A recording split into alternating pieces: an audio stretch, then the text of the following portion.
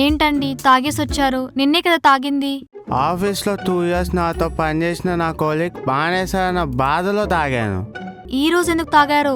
ఈరోజు ఆ ప్లేస్లో కొత్త ఎంప్లాయ్ వచ్చారని ఆనందంతో తాగాను. సరిపోయింది. మిమ్మల్ని చూస్తుంటే జల్సా మూవీలో పవన్ కళ్యాణ్ గుర్తొస్తున్నాడు. Thanks for the complement.